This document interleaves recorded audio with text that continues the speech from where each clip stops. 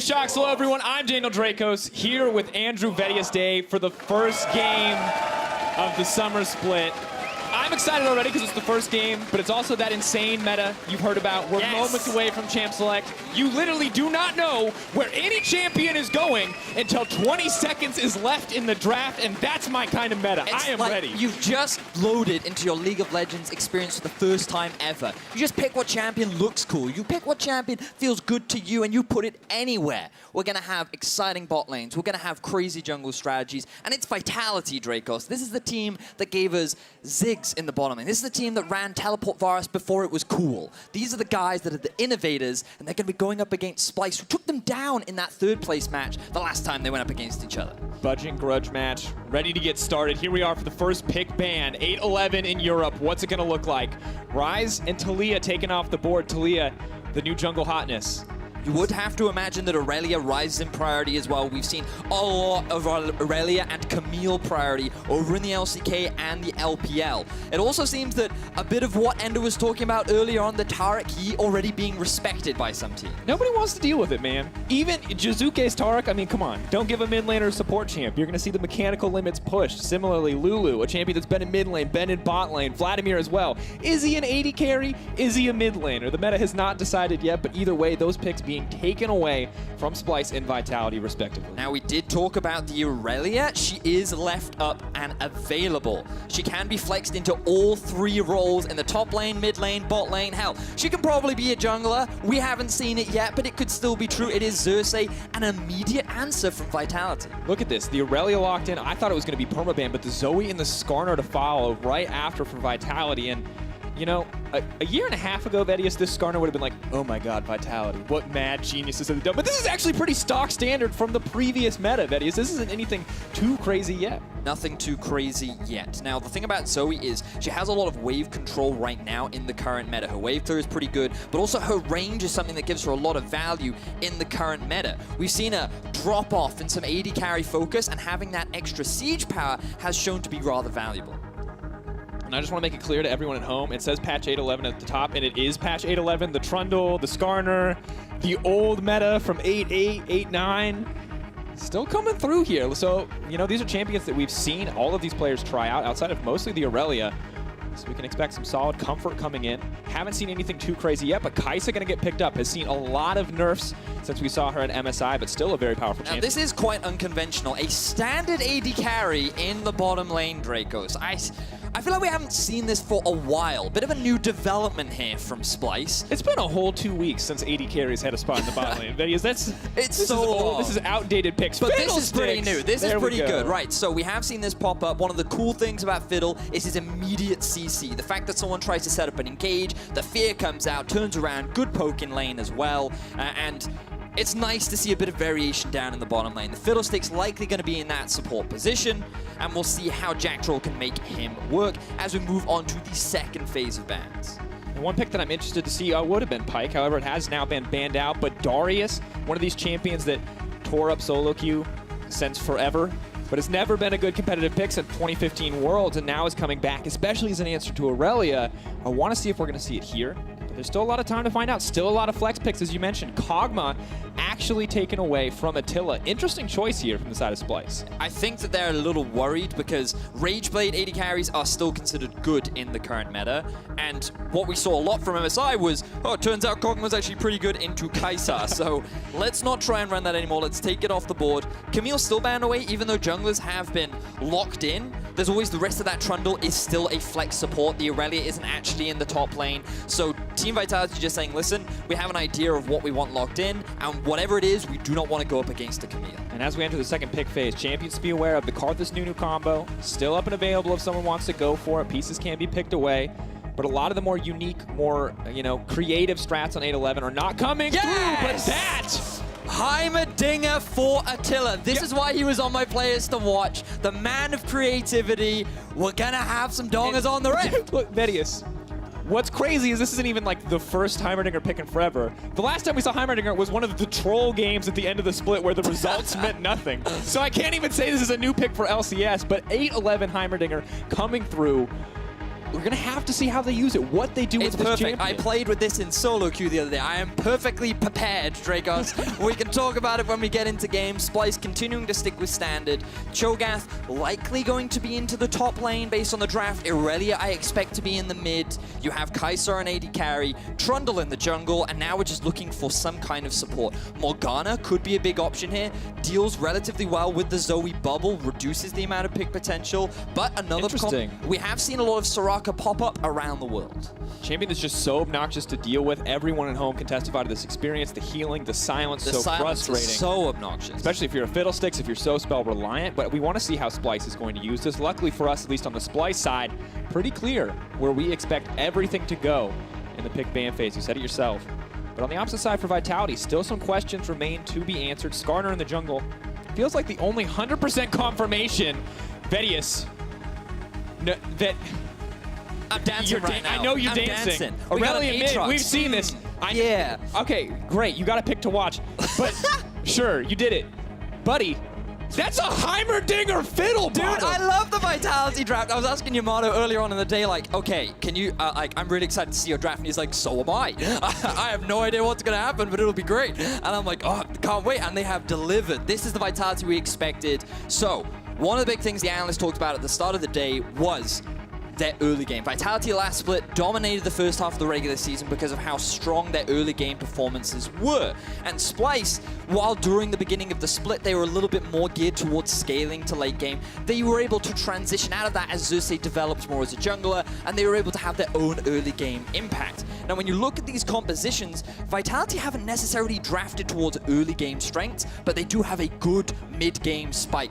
2 items is what we're looking at for these guys. The Zoe, once she completes the Ludens and maybe even the Morello, that's when she's really going to start hitting hard. The Aatrox, things like the Rage Blade and picking up the Ravenous Hydra will be 2 big items that will really facilitate his split pushing and dueling prowess. So we're looking at this mid game for them to really shine. And Splyce, you can say very similar things. Trinity Force for the Aurelia, Rage Blade for Kai'Sa. Maybe the 1 item spikes. Maybe this is the opportunity for Splyce to show that they can get ahead of the curve if they are able to get through an effective laning phase. And Vedius, I'm glad you can cut through some of the chaos here. Set some expectations for these teams. Lay down, set us up, see how exactly they want to play it out. We're getting ready for the first game of the EU LCS Summer Split.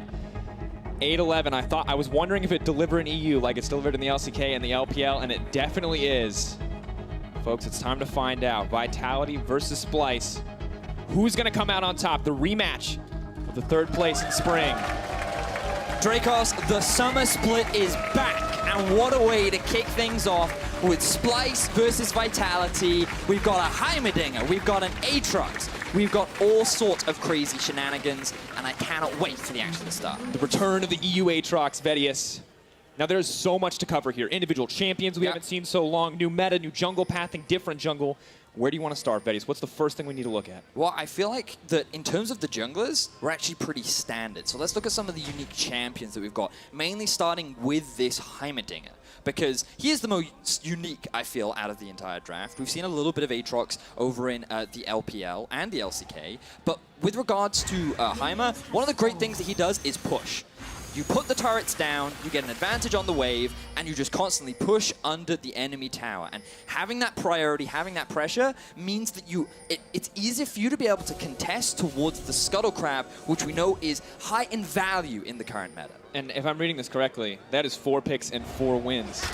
EU Heimerdingers undefeated, Vedius. Undefeated. Attila wanted to keep the legacy alive. And I'm going to say, mini True Packs played a lot of, boring stuff. He played a lot of 80 carries. I like this Attila guy. Coming back, bringing out the Heimerdinger game 1. This is the kind of thing I can get behind.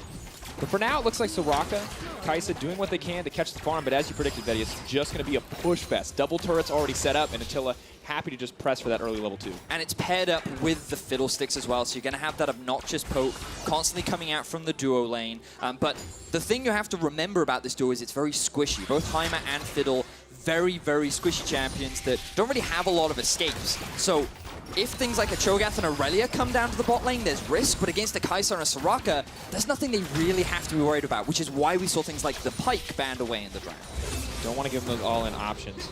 Jack Troll, kind of see how he uses those Pro Storms as he get closer to level 6, but now maybe a good time to check in on the junglers. Scuttle Crabs, of course, 8-10, made so much more important. So many of the new creative strategies kind of focus on securing those. But for now, it looks like it might just be the one-for-one trade on those Scuttles. Yeah, the thing is about Scuttle Crabs, they give you a lot of gold, good experience, and they also give you some mana back as well, which is really valuable when clearing through the jungle. And Gilius decided to go from red to Raptors down towards the bottom side of the map because they must have had information of where Xerxes was starting. So he wanted to be in a position to be able to contest. They knew they had priority bot, and he was able to secure it. Now we see Nisqy setting up a gank in mid. For the stun, taking his time there, not going to connect. I mean, no reset on the Blade Surge. Drowsy Aurelia, Pillars there. Xerxes as well, forcing out the flash from Dazuke, the real one too. Not a Spell Thief either, so already a nice early successful gank coming in from Xerxes. I like this focus here from Splyce. One of the big successes that Vitality had last split was you enable Dazuke, you can run away with the game. Already Splyce is saying, you know what, nope, we're going to try and put a bit of pressure down into the mid lane. Maybe we can get our Aurelia ahead, see what we can set up, and while they don't find any successful ganks, they get both summoner spells out from the Vitality mid lane. And that's exactly what we want. You can see Hex Flash, interesting choice coming in from Dazuke. The pressure continues, and now I think we have to turn our attention to top lane. EU fans might not be a stranger to the Aatrox. That pick was born and bred here. Of course, Cabo now trying it out. What do we actually expect from this one? As you can see, some of the information we mentioned about Scuttle Crabs presented on your screen now. So the thing about Aatrox is during the early lane phase, especially against like pushing laners such as Shogath, you're typically pretty weak. You're pretty item reliant. Things like the Rage Blade and the Hydra is what really helps you get through the laning phase and really makes you a strong duelist. Up until then, ideally you just kind of want to play back fairly safe. You can see he's a little bit behind in the farm, but he will get to a point where he can very easily out-duel Odoamne off onto a side lane. In terms of teamfight prowess, he might not be able to offer the same value as a Cho'Gath, but I think one of the things they're relying on is drawing Aurelia away from the teamfight, so moving it off into a side lane as we have a TP now in the bot. Coming in for Kabe. Xerxes on the way down. Second gank of the game. Getting in here. Silence goes through. Does manage to lock up the Heimerdinger, but no follow-up there. Kabe not in a good position to respond, so Attila and Jack Troll make it out. No summoners burned either, so a nice trade for them in the end. This is the thing about Soraka, Dracos. She's not a really scary support. She's annoying. She makes it difficult for you to kill her because of the amount of heals and sustain she can provide in lane. But when it comes to gank setups, she doesn't really offer a huge amount. Now we've got to turn our attention to top as Gilius looking for a dive. Gilius looking for a little bit of pressure, at least providing vision to make sure that they can continue to snowball this Aatrox. You talked about the 2-item spike earlier. Gets that Coincidence, gets that Titanic Hydra is so terrifying. For now, though, just going to be content, soaking up extra farm here, bullying this Cho'Gath out of lane. And it's interesting that we're seeing so much innovation from the side of Vitality because when you think of innovation, you kind of do have to turn your attention to Xerxes. He was the guy that revolutionized a lot of different jungle picks. Rumble in the Jungle was one of his big favorites. He was the guy that popularized Ivern all around the world. Trundle this was him. It came from him as a counter to things like Olaf and Skarner, and coming into this meta, it seems that he's just going to stick to something that he is comfortable on, and he is not really trying to innovate too much. Especially when you consider the things that Vitality are bringing And look, out. It's game 1. He's already showing a pick that he's comfortable on, and we have to be ready at any moment in games to come exactly what he's going to do, see what he's going to pick, what he's going to bring out, what the next big pick from him is going to be, because Ivern, Trundle, very spot on in what turned out to be meta. And Rumble didn't work out so well, but we'll give him 2 out of 3 for picks that actually defined the metas where they were powerful. Yeah, very, very true. Now, keeping our eyes on Attila, he has found Corbett. Dinger, Jack Troll. Oh, the fear! Oh, the fear! Oh, first blood! Kabe's getting thirsty. Jack Troll's not going to give him a drink. That was amazing from Jack Troll. The instant reaction from the fear. There is no heal on Kobe because he is running the teleport. The burst was not enough. And Vitality, they secure first blood of the Summer Split. And the point-and-click CC, man, the most frustrating thing in the world to play against for anybody. Just, oh, click, sorry, you don't get to play the game for a couple seconds there. But this is why he's so popular right now in the current meta. Fiddlesticks, because he has such quick CC that is so effective against so many bruises that you see in the bottom lane, it's very easy to just suddenly dissuade any hard engages in the bot. And Kobe, he got a little too close, he tried a little too hard to find that kill, and unfortunately for him, it ended up costing him his life. All right, the thing is, I think we look back at these teams, we see a bit of a slowdown here in the game, and Vitality already off to a strong start. Kind of the expectation that they set in spring, right? They were a team that started so well, and it went downhill after there. And the question we had to ask was, does this downhill trend continue? as we enter this split. Yeah, you would like to think that it doesn't for Vitality, and it was quite interesting when you compare that for Splyce as well, considering they kind of had the exact opposite effect, where they started off kind of rough, going 1-1 very often, and then Very around steady. week 6, they seemed to just find their groove. Xerxes had much more of an early game impact, the roaring Romanian duo actually became a thing, and Splyce were finding a lot of success towards the top side of the map, and this allowed them to secure 3rd place during the regular season. So it's quite interesting how both these teams have developed. Vitality did kind of fall off. I felt like their strategy was figured out. But so far in this game, they found a bit of an early lead. Jizuke is now the one looking for a roam. No summoner spells in Cobbin. Eyes on the Secret Trouble Bubble. Battlestar is going to go in. Not going to connect, though. That's a big deal.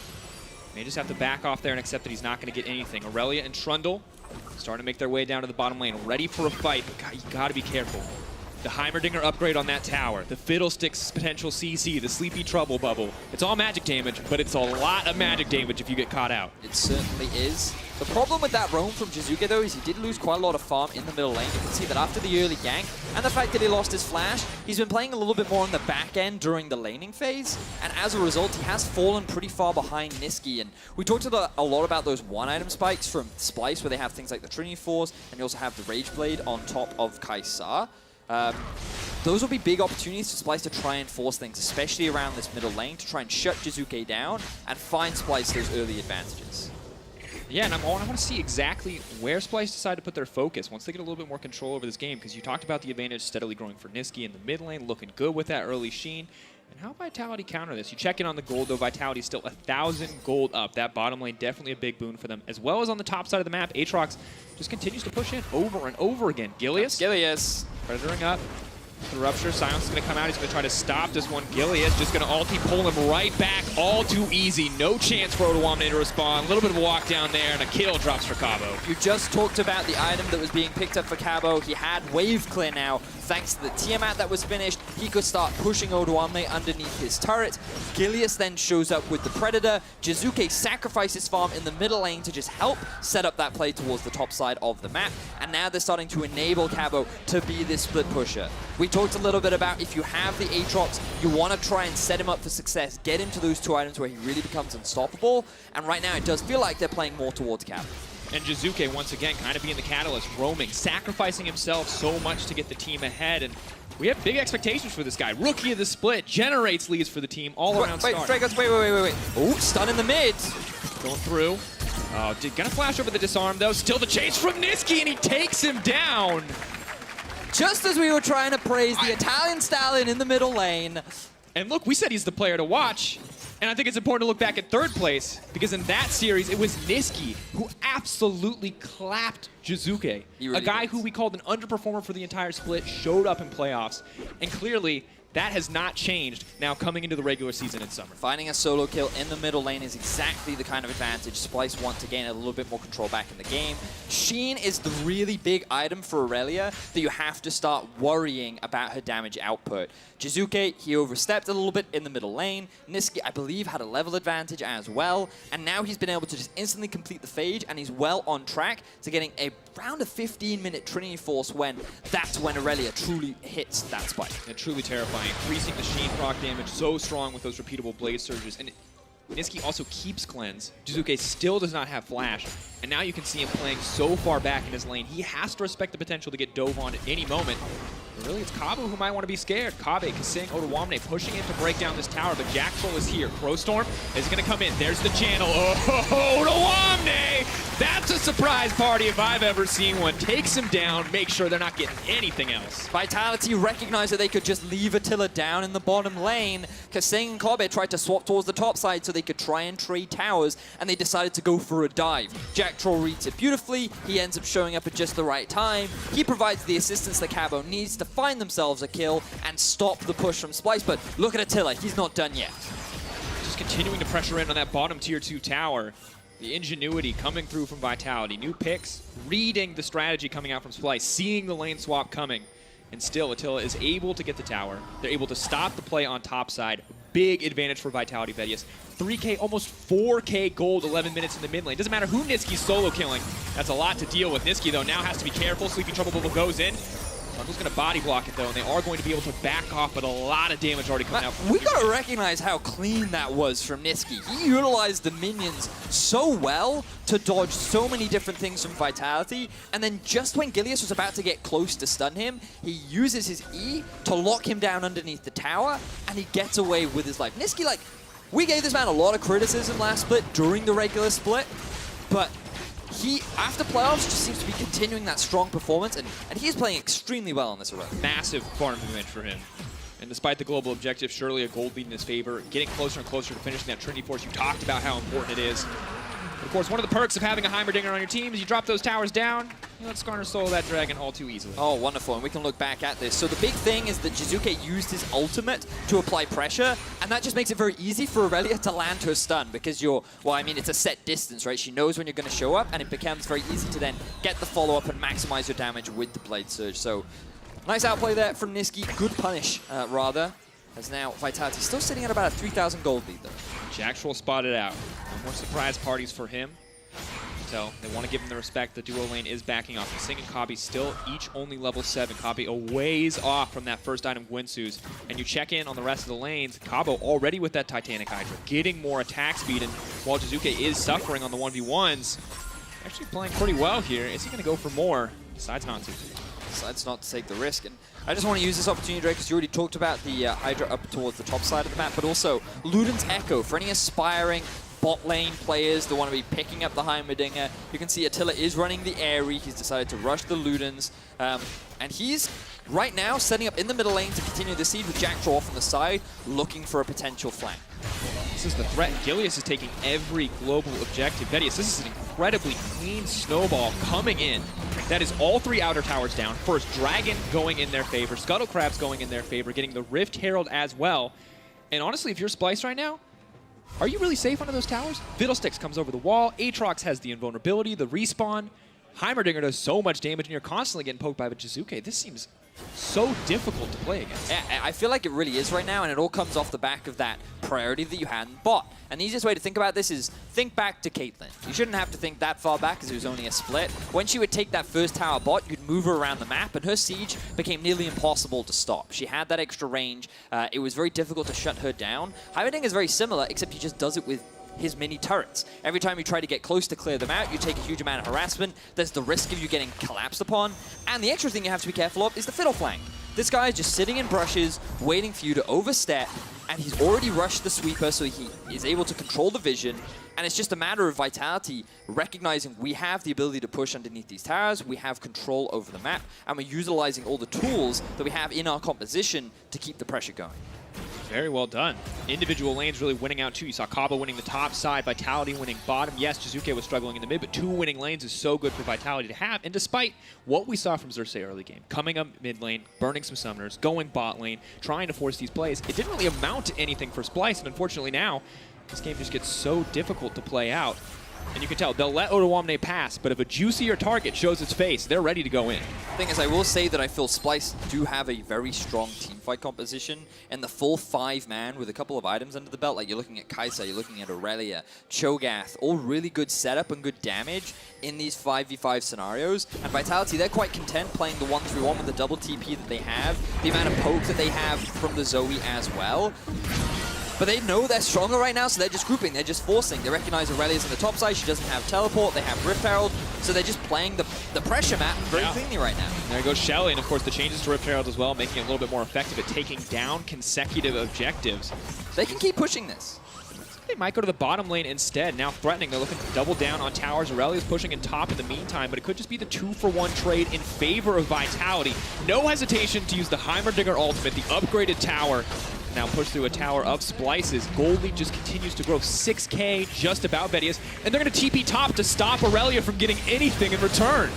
Vitality were praised as being one of the best early game teams in Europe during the first half of the regular season in spring. They are continuing that trend with a 5,500 gold lead already. They have 5 towers to 0, 16.5 minutes into the game, and they're already setting records. First game of the split, really admirable achievement. Anything they do is a record, though. I know, that was the joke, Dragos. That was the joke. I was like, I don't know if you know this, but like, let's clarify here. And I think the thing is we know how strong Kai'Sa is. We saw what she can do at MSI when she has a few items under her belt. Despite the nerfs, she still is incredibly strong. The same is true from Aurelia. There's a reason we banned this champion in every solo queue game ever. But I don't think it's going to get the chance to get to that point. Well, that's the question, right? How well can Splyce force a full-on 5v5? And right now it is rather challenging because Vitality are playing the map very cleanly. They've got good pressure pretty much everywhere. They know that they are that much stronger right now with Luden's Echo already being picked up from both mid and bot laner, I guess would be the appropriate term to use. Attila now hitting level 11 to the level 9 of Cobbett. That is brutal. A 2-level advantage between the two bot laners. And the thing is, they sit there and say, from a compositional standpoint, Splyce should be able to win fights, but if Vitality fought right now, given the gold advantage that they have and just given the experience advantage they have, they should still win. Yeah, they beat the tar out of it. It's easy. That is not all too easy for them to take down that fight individually. Of course, the other concern is there's so much magic damage on the side of Vitality. You talk about teamfight advantages. Well, Splyce are pretty comfortable building mostly magic resistance to deal it out. Downside is, might not get enough time, as you mentioned. If QSS comes in from Niski, he has the cleanse as well. He's going to be tough to lock down, but now he doesn't do as much damage. So even if he isn't worried about Skarner anymore, not as much of a threat to the backline, not as much of a threat to that Heimerdinger, to that 8. God, that feels so weird to say. Threat to the Heimer in a new meta. New meta. You're adapting. It's fine, Dracos. The first person to cast a Heimerdinger on this patch. Quite the experience. Cabo now in a weird situation. He's just wandering through the jungle that Vitality fully own. Let's take a quick opportunity to look at the wards. Not the most compelling thing on the current meta, but it's important because Vitality have set up some fantastic vision. They have the Baron in their eyes. It is spawning relatively soon, and honestly, given how much less damage Baron does compared to what it has done in the past, many teams are going for those very early Baron plays. And Vitality, when you have the Heimerdinger, you also have an Aatrox and a Skarner in there, you should take it relatively quickly. So Splyce, they don't want to concede all that vision, and you can see how they just put a couple of wards up towards the top lane, they just abandon the bot. They don't want to fight for Drake, they feel like they can't right now, and their whole opportunity is, okay, maybe we can find a successful fight at Baron, maybe we can steal it, maybe we can turn it around there. And Baron just such a huge objective. From talking to a lot of people about how this patch plays out, it feels like, unlike last season where it was, hey, 3 Barons, 4 Barons, however many Barons you need to end these super late games. This game feels like 1 Baron, you break a base, you can end a game with the kind of leads Vitality are building up. And Baron Nashor as a whole, just so much less of a threat on this patch that a lot of champions can attempt it early. And, you know, between Fiddlesticks and Heimerdinger, I think they already had a pretty solid Baron. So Zhonya is being picked up as the second item for Attila. He's just taking the defensive route. He recognizes, you know what, if I get collapsed upon, I can just buy time. One of the great things is you have your 3 little turrets, you then have the big turret, and when you're about to die, oh, no, I'm golden, you can't attack me, so you can either stand here and wait for me to come out, or my turrets can melt you to bits. And so it's pretty great early pickup, but it also just gives you that defensive option. So if he does miss position, maybe he gets stunned up by Niski, maybe Odoamne comes in from a flank, you then have that ability to buy time for the rest of your team to try and come and save. And it's important, especially when you're buying time for a Fiddlesticks to ult in, when you're buying time for Skarner to get there to disrupt a fight, or an Aatrox. Those few seconds are good for just about any champion, Heimerdinger especially. Check across the vision, as you mentioned earlier. Control on bot side is still there. Splyce, though, fighting back on the top side, fighting for that Baron, as you mentioned. Vitality, though, doing what they can to clear out the vision in the area. Grouping is 4. Oh, and that is a great stat. You can see Xerxes, 51.05% jungle proximity. He was around his laners half the time. Did not amount to anything. Gilius power farming in the jungle paid off way more. I feel like he was very much just trying to help his laners out a lot, because even though Gilius wasn't really ganking very often, Vitality just had a lot of pressure. And now Splyce maybe looking for a collapse. Suke just going to back off. Silence the disengage from Fiddlesticks, too much to deal with. Cabo, is he going to go for anything more? Has the flash available.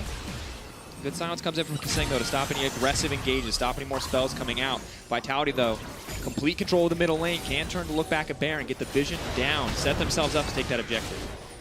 Just more vision being played out. Vitality have priority in the middle lane.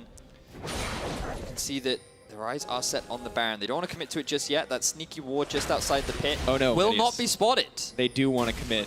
Oh, but Aatrox not going to be spotted. Oh, however, Trinket is going to come in. We'll let them know that the Baron has been started. Doing a decent amount of damage. Going to keep it leashed with the towers there for now. Aatrox, though, at that terrifying 2-item spike point. You talked about it. Titanic Hydra, The Rage Blade to follow. This is the chance for Splyce. They need to win this fight. TP now coming in. Gillia's going to go forward, trying to take down the jungle with a lock up the chain. CC, the Heimerdinger damage is there. Crow Storm coming in, getting taken down one at a time. Defiant dance from Aurelia, but she's not defying anything. She's just dropping dead. Backing off now as Vitality set their sights on Baron. A triple kill for the Aatrox, and it's just all too easy for the Vitality squad. Vitality find a beautiful fight. That was the last opportunity that Splyce were looking for as Jizuke round things out with an ace. Baron gonna go down 22 minutes into the game. Vitality are looking dominant in game one. And when you think about Vitality, when you think about how they started their first split on stage, this is what you think of. This kind of dominance, this kind of confidence, these big fights and these big plays. And they're showing up here today. 10K lead, Vedius. 22 minutes into the game. You gotta wonder if that is the final nail in Splyce's coffin. So at this point, okay, so we're looking first here. I didn't even notice that Comet just got obliterated before the fight even started. So that's one of the big damage dealers gone, but the fight didn't go their way either in the top side of the map as Splyce, they tried to contest Vitality. The jungler, funnily enough, is the initial focus from Gilius. I guess he recognized the cleanse and the QSS on the side of the Aurelia and said, you know what, let's just take out the smite. Once he is dead, then we can just clean up the rest of you. And with an Aatrox who has 2 items, he was level 14, they just melted through that Splyce. And they're so far ahead, they don't even need to group. Jizuke is literally picking off members left and right while the team is around Baron. Blood for the Blood God, Dracos. Oh my god, that Aatrox. 6,000 damage. It's just so disgusting when you have Rage Blade. The fact that you can proc Blood Price, I think it is, twice. Yeah. It's Blood crazy. Price, Bloodthirst, either one, both so strong, individual on-hit effects, and all of the Aatrox mains out there are like, see, Riot? He's viable, we told you! Don't take him away from me! It's the funny thing about this patch, you know, like, one small change was made, and then all of a sudden everything blows up. Wait a minute, how did we make Darius viable? How did this happen? Wait a minute, you're telling me that we buffed Scuttle Crab and we nerfed AD Carry slightly and we ruined everything? Well, right now, Vitality are more than happy with the changes, and they set their sights on their first game win. Gilius may have overstayed there, but Attila, so much damage comes in. Cabo's there for the follow-up. Crowstorm from Jack Troll is a little bit late. The Dread movement speed, not enough to take him to the back line, but Vedius, Jizuke is just a predator there on the outskirts, and they're slowly pushing this one in. They get locked up there briefly, but so hard. Jack Troll is there to peel. The silence comes in, says try to follow up on that, QSS. Not going to be used. Cleanse available as well, but it's too little too late. Vedius, Vitality, absolute domination here in their first stage game. Niski going in, which is another death added to the score guard. Vitality with the first win of the Summer Split. Vitality looked clean. They came in prepared. We already said we had a chat with Yamato. These guys were confident in this patch because they felt they had such a diverse champ pool. They brought out some meta stuff, they brought out some new stuff, and they demonstrated to Splyce that if you fall behind even slightly, Vitality do not take their foot off the pedal. And honestly, just well played across the board. The execution and the individual plays. I think we cast our minds back to that first kill, that first moment, and that was the moment where you stay. If you're Splyce, you're scared. You're like, oh god, we've given the Heimerdinger a kill. What happens now? And what happened was beautiful responses across the map. Vitality not giving up anything as they snowballed the game. And your first game on stage, that's the kind of confident finish that you want to start you into the season. Oh yeah, that is definitely for sure. Vitality, they want to aim for bigger and better things. They finished 4th last split in their debut split. And now they want to make it to finals, they want to make it to Worlds. I remember hearing that they were frustrated that they won't have that opportunity to play at Rift Rivals. You know, but we've talked a lot about Vitality. I feel like we just didn't see a lot from Splyce. I feel like that given the draft, they were put on the back foot very early on. They tried to make a play around Baron that ended up collapsing underneath them. And hopefully we get to see a little bit more from Splyce. It's still only the first game. You go up against Vitality with this very crazy draft. But given how well Splyce performed at the end of the day, we can say yes, Niski, he played extremely well. But outside of that, not a huge amount of talking points to the side of Splyce. Absolutely. And I think you look at it, drafting 2 lanes that are going to get pushed in, a difficult spot, but also in this meta, how are you ever confident until all 5 picks have been locked in, even after, that you have the pushing lanes, that you have the setup that you think you have from the draft, and it's Vitality who are rewarded for their creativity here, showing us some new things, showing us new picks, and Splyce playing a little bit more standard. trying some more conventional strategies, more conventional lanes, and really not paying off for them. But you know, in honor of Attila and the fact that he brought out the Heimerdinger, we have to think back to a famous quote from Heimerdinger himself. And he says, if you cannot heal him or cure him, then you simply bury him. And that is exactly what they did to Splyce. Oh, God. Well, throughout the split, you guys are deciding your player of the game. At LOE Sports on Twitter is the plays. For this game, it stands between Koboshard, Attila, and Jack Troll. So head over there, vote. What are you thinking, Betty? I think I would have to give it to Attila. I think he was the whole reason why they were able to find these early advantages, where they got all that pressure from, and he played Heimerdinger, man. How can you not vote for that? How can you not vote for the Heimerdinger, man? He's ruining solo queue. He's winning on stage. Everything you want from that experience. I mean, it's a good look overall. Yeah, I cannot wait to see what Vitality bring out tomorrow. Will it be new? Will it be more of the same? Who knows? We still have 4 more games left to go for the day, and we've already started off with a banger. Absolutely do. Well, for now, let's send it over to Laura, who's standing by with Vitality's AD carry. Thank you very much, Dracos. Indeed, I'm here with Attila after the first win of the split. New name, new split, new meta. How does it feel to be back on stage after this long break? I mean, it feels pretty natural. We just blink and, you know, it feels like it was yesterday that we were here against Fnatic in the semifinals of the playoffs, and just another day in the job, and it feels good to start it with a win. Awesome. I gotta ask, because obviously everybody is wondering what is going on with the game right now. I mean, there's nothing going on the game right now. It's just, you just don't pick AD carry. Whoever refuses to, well, you know, you can be good at it, or you can just get cheesed. I prepared Heimerdinger only for Splyce. I wanted them to have a mental break. I played Ziggs before, I played Heimer now. Let's see what I play against them in the next round. Mental break to start the split, that's a good thing. Heimerdinger, you were playing it before. Apparently it's a pocket pick from yours, but why did it fit it here? It just fits because I play it. It doesn't matter what I play, it just fits. You know, like last split, nobody was playing these random picks. I was playing Ziggs, and it worked pretty well. They said it was cheese when we won. Well, now I guess it's another cheese, but we still won, right? So what matters is the win. Do you feel like this patch is really good with you and Vitality at the moment? Yeah, because we actually can play a lot of champions, so it's pretty good for us. I think it's a meta that actually benefits the guys with a big champion pool, so that's what we are. And you prepared some other pocket picks for the rest, obviously? Anything you could? I mean, I had Heimerdinger already in the last split already, so they can just embrace themselves. I'm going to cheese them. Awesome. And we may expect from pocket picks from you, but that's all for us on this side of the stage. We're going to take a short break, and right after, it's going to be H2K versus Giants. Don't go anywhere.